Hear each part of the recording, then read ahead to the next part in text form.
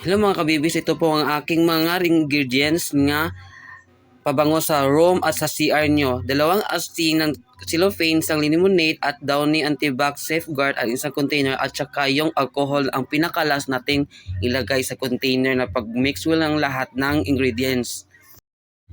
Ito ang unang dalawang asin na cellophane. Ilagay natin sa container. Pagkatapos ng ilagay ng container ang asin, pagkatapos niyan, may Downy Antibac Safeguard. Gupitin natin. Pagkatapos ng gupit, at saka ilagay natin sa container na may asin. And then, i-mix well natin yung asin at Downy para ma-shake siya lahat. Ganon.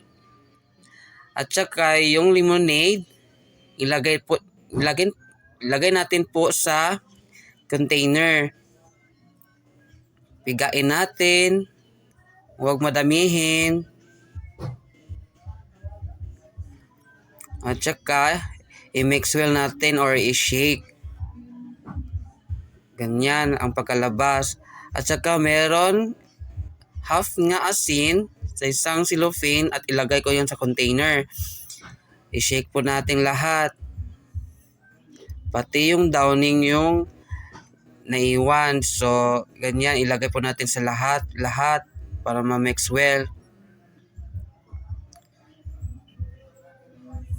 At i-shake natin. Pagkatapos yan, lagyan natin ng lemonade lang, maliit lang, pigain para hindi lumapot.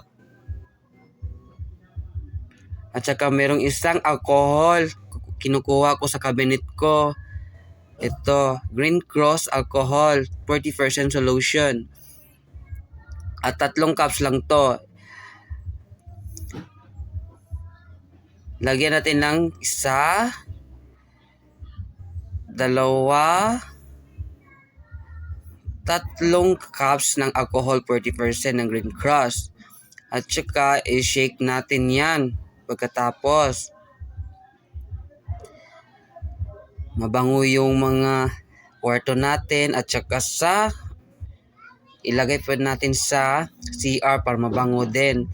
Ganyan ang ginagamit ko nung araw na nilalabas sa TikTok at YouTube at Facebook. Nakikita ko yung last week. At ganyan, mabango pa rin siya hanggang ngayon. Ginagamit ko na siya. Ganun pala. Hindi na ako bumili ng mga anumang pabango sa kwarto ko.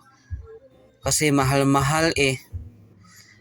Yan lang po. Salamat. Thank you, mga kabibis.